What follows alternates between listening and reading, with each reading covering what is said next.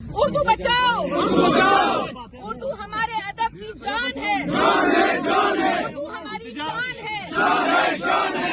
उर्दू की नीलामी को नहीं सहेंगे, नहीं सहेंगे। उर्दू की नीलामी। डीबी लाइव जम्मू कश्मीर में आपका स्वागत है। उर्दू जबान के प्रतिबंध के मुद्दे को लेकर जम्मू कश्मीर में सियासी बवाल खड़ा हो गया है।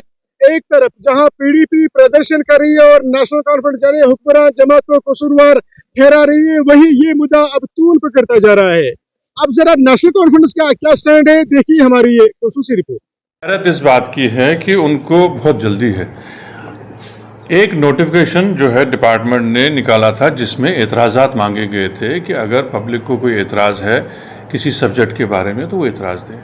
हमें एतराज़ात लोगों से मांगे थे और एक ये डेमोक्रेटिक सिस्टम का एक जो है मेन एक जो है तरीक़ाकार है। उस एतराज़ात पे हमको बहुत जो उसका जो टाइम पीरियड था उसी दौरान बहुत एतराज़ात आए हैं और हमें खुद भी गवर्नमेंट को ये एहसास है कि यहाँ की जो लैंग्वेज है खासकर रेवेन्यू के हवाले से वो उर्दू है, उसको इससे दूर नहीं किया जा सकता, न उस सिलेबस में न रिक्रूटमेंट में। क्योंकि अगर रेवेन्यू के जो अफसरान हैं अगर वो उर्दू ना जान सकें, उर्दू ना पढ़ सकें, उर्दू में वो जो है सारे डॉक्यूमेंट्स ना जांच कर सके तो कोई उनकी इफादत नहीं होगी, उनकी काम करने के तरीके में बहुत दिक्कत आएगी। ये इसकी जो बैकग्राउंड यही है। लेकिन उन लोगों का जो आज जो एहतिजाज था मैं उस पर हैरान हूँ। उनको किस बात की जल्दी थी? कोई ऐसा वो नोटिफिकेशन दिखाएं जहां गवर्नमेंट ने उर्दू को इस सिलेबस से निकाला है या रिक्रूटमेंट के प्रोसेस से निकाला है। आपकी चैनल के माध्यम से मैं उन सबसे गुजारिश करूंगा कि अगर कोई ऐसा नोटिफिकेशन उनके पास है जिससे उर्दू को इस सिलेबस से निकाला गया है या रिक्रूटमेंट के रूल से निकाला गया है तो हम कसूरवार हैं। उन लोगों को इस बात को की जल्दी है कि वो लोगों में जो है गलतफहमी पैदा करना चाहते हैं। न सिर्फ इस इशू पे हर इशू पे उनका हक है एज अपोजिशन वो मुखालफत करें, लेकिन लोगों में गलतफहमी पैदा ना करें। नेशनल कॉन्फ्रेंस एक ज़िम्मेदार जमात है और कोई आज की जमात नहीं है। हम इन चीज़ों का पूरा एहसास रखते हैं और इस बात का आप यकीन रखिए उर्दू को कभी भी सिलेबस से खारिज नहीं किया जाएगा। और ये यकीन मैं आपके माध्यम से पूरे जम्मू कश्मीर की आवाम को भी देना चाहता हूँ। इन लोगों की जल्दी का मैं क्या करूं और इन लोगों को इतना बड़ा एहतजाज और इशू बनाने की क्या ज़रूरत पड़ी, मैं ये समझने से कासिर हूं। और आप साथियों से भी ये गुजारिश है कि जब इस किस्म की आपके पास कोई न्यूज़ रिपोर्ट आए या इस किस्म के आपके पास सवालात आएँ तो ज़रूर गवर्नमेंट का जो है जो साइट उसको भी अपनी न्यूज़ में शामिल करें। उसी सिलसिले में आप सबको यहाँ गुजारिश की है और आप सबको यहाँ इस वक्त तकलीफ़ दी है। अगर आपका कोई इस बारे में कोई सवाल है तो ज़रूर। उनको लोगों ने रिजेक्ट किया है, उनको थोड़ा बहुत सब्र से काम लेना चाहिए अगले इलेक्शन तक। अगले इलेक्शन में उनके साथ इन मुद्दों पे बात होगी तो उस वक़्त लोग हमारी कारकर्दगी को जज करेंगे।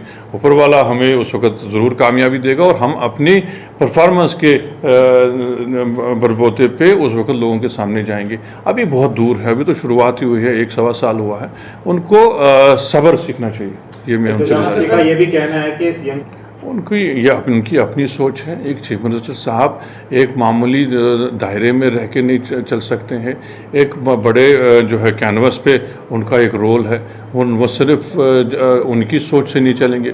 उनकी अपनी एक महदूद सोच थी जब पीडीपी की सरकार थी, उसी महदूद सोच से वो चले और उसका खमियाजा हम आज तक भुगत रहे हैं। अगर उन्होंने वसी सोच से काम किया होता तो उस वक़्त वो बीजेपी के साथ ना मिले होते और अगर बीजेपी के साथ ना मिलते तो हमारा ना 370 गया होता, ना 35 गया होता, ना हमारी स्टेट को डाउनग्रेड करके यूटी बनाया गया होता, ना हमारी स्टेट को बाइफरकेट करके 2 यूटीज़ में बनाया गया होता।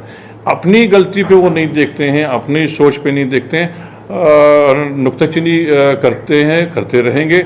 और पहले मैंने काफ़ी उनको अपील की थी कि वो कंस्ट्रक्टिव जो है अपोजिशन करें, तनकीद बराए तामीर करें, लेकिन उनसे इस किस्म की तवक्का करना मेरे लिए मुझे लगता है मेरी नासमझी है। वो इस किस्म के मयार पे सियासत को कभी ला नहीं सकते। का जो ये सोच है उनको ये सरकार अभी 2 साल तक देखी है, उनको ये सरकार 5 साल तक देखनी है, उसके बाद इंशाल्लाह और भी देखनी है। ये उनके जहन में बात आ जानी चाहिए। उनको टोटल जम्मू कश्मीर की आवाम ने रिजेक्ट किया है और ये उनको एक जो शौक़ है उससे वो अभी उभरे नहीं है। उनको हकीकत जांचनी चाहिए और अपना मुहासबा करना चाहिए कि उन्होंने क्या क्या गलती की जिसकी वजह से जम्मू कश्मीर इस दहाने तक पहुंचा। सारा इस वक्त अगर कोर्स करेक्शन कर रहे हैं वो उमर साहब और उनकी सरकार और उनके नायब वज़ीर आला और मिनिस्टर हजरात और ये गवर्नमेंट कर रही है। ये सारा जितनी ही तबाही है इसको ठीक करने की कोशिश ये सरकार कर रही है। इसमें वक्त लगेगा। आप देखिए पिछली दफ़ा जब नॉर्मल स्टेट था, ट्रांजिशन ऑफ पावर होता था, इतनी दिक्कतें नहीं आती थी। आज बिल्कुल नया एक एक्सपीरियंस है। पहली दफ़ा यूटी में सरकार बनी है, पहली दफ़ा यूटी में इलेक्शन हुआ है, पहली दफ़ा यूटी में हम काम करना सीख रहे हैं और कोशिश हमारी यही है कि हम किसी तरह से यहाँ की डेवलपमेंट को आगे जो है ले चलें और शिद्दत से ले चलें। आप देख रहे होंगे चाहे आप वर्क्स के हवाले से देखें, नए प्रोजेक्ट्स के हवाले से देखें, कितना काम रोज़ हो रहे हैं, कॉन्स्टिट्यूंसी लेवल पे कितने काम रोज़ हो रहे हैं, लेकिन उनको वो सब दिखेगा नहीं। ये तो एक पहलू है डेवलपमेंट के लिहाज से।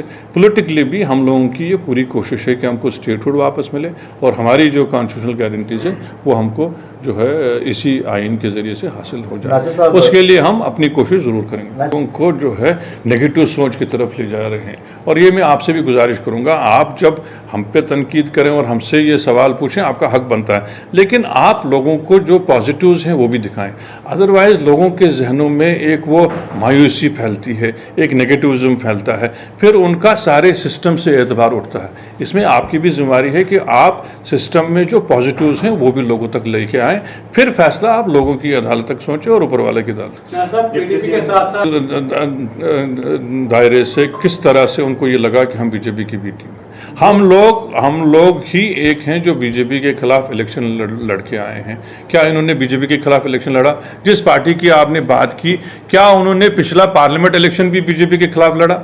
तब भी हम ही लड़ रहे थे, आज भी हम ही लड़ रहे हैं और आगे भी लड़ रहे हैं। हमने हमेशा ये कहा है बीजेपी और नेशनल कॉन्फ्रेंस जैसे रेल की दो पटरियां वैसे हैं, साथ साथ चलेंगे लेकिन कभी मिल नहीं सकते हैं, आप याद रखिए। स्टेटहुड की बात आपने की, जमहूरी तौर पे गवर्नमेंट ऑफ इंडिया के साथ काम करके अपना जो हक है वो ज़रूर हासिल करेंगे। टाइमलाइन साहब ने तो पूरा डिटेल में बोल दिया। मुझे नहीं लगता कोई बोलना मेरे लिए कोई बाकी रहा है। अब जब ऑनरेबल एडवाइजर साहब ने जब बात रखी है, रही पीडीपी की एक बात जो अभी इन्होंने सवाल किया कि पीडीपी कहती है कि हमें दिल्ली में जाके मांगना पड़ता है।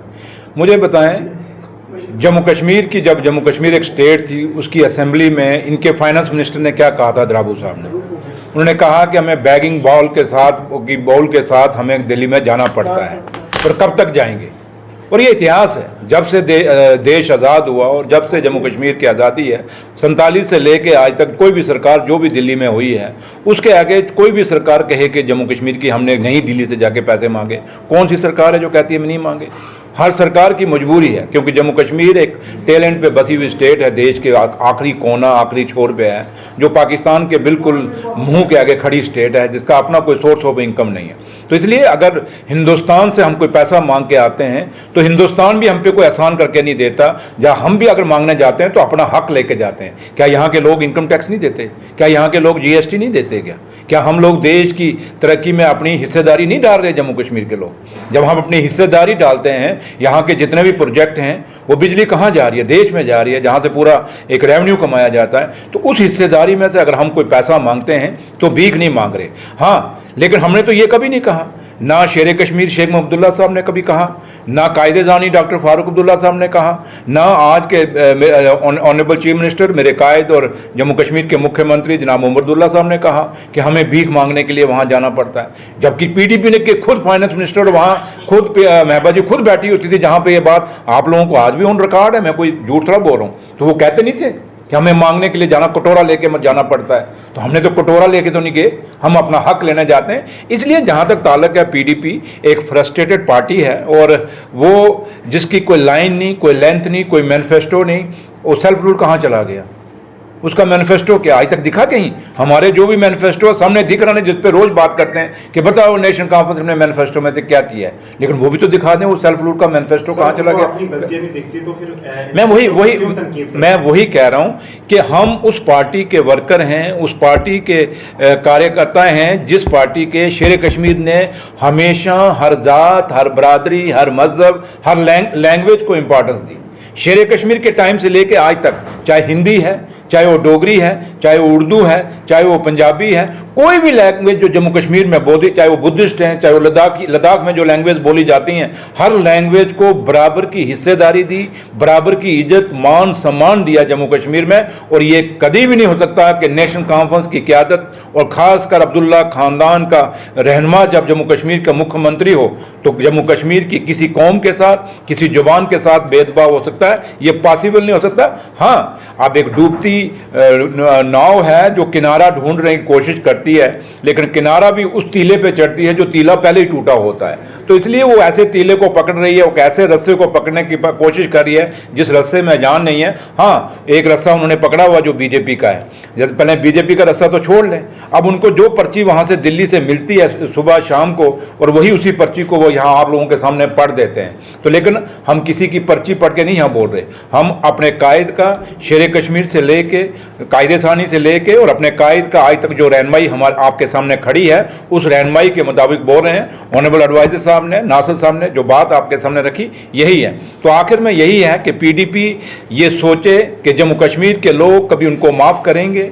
आज जम्मू कश्मीर के जो हालात हैं, चाहे वो बेरोजगारी है, चाहे वो हमारा स्टेट टूटा, चाहे हमारी स्पेशल स्टेटस टूटा, आज बाहर के लोग कितनी ज़मीनें ले रहे हैं, पीडीपी इस पर क्यों नहीं जुलूस निकालती? कितने लोगों, आप कितनी यूनिवर्सिटियों के वाइस चांसलर बाहर के हैं, पीडीपी उस पर क्यों नहीं बोलती? कितने बाहर के लोगों के यहाँ नौकरियां लग रही हैं, उस पर पीडीपी क्यों नहीं बोलती? कितने हमारे ऐसे जो काम हैं, जिन कामों को, ज़मीनों को, जो ऐसे टूरिस्ट प्लेसेस हैं जहाँ बाहर के लोग अपनी ज़मीनें खरीद रहे, उस पर पीडीपी क्यों नहीं बोलती? उस पर क्यों मुंह बंद है? उनको पता है कि हम यहां बोलेंगे तो पापा नाराज हो जाएंगे, तो इसलिए वो दिल्ली वालों को नाराज करना नहीं चाहती। लेकिन हम वो नेशनल कॉन्फ्रेंस का जहां ताल्लुक है, अपने लीडर की क़यादत में कभी भी जम्मू कश्मीर को, जो पहले ही जम्मू कश्मीर कमज़ोर है, उसको मजबूत करने के लिए हर रास्ता अपनाएंगे, लेकिन इससे नीचे कमज़ोर करने की कभी कोशिश नहीं करेंगे। और नेशनल कॉन्फ्रेंस को, अपने जम्मू कश्मीर को मजबूत करने के लिए, अपने लोगों को मजबूत करने के लिए, अपनी भाषा, अपनी लैंग्वेज को मजबूत करने के लिए हमेशा कोई भी कुर्बानी देनी पड़ेगी। नेशनल कॉन्फ्रेंस ने कुर्बानियाँ इस रियासत के लिए दी हैं, हमेशा देगी और अपने लोगों के पीछे एक दीवार बन के खड़ी रहेगी।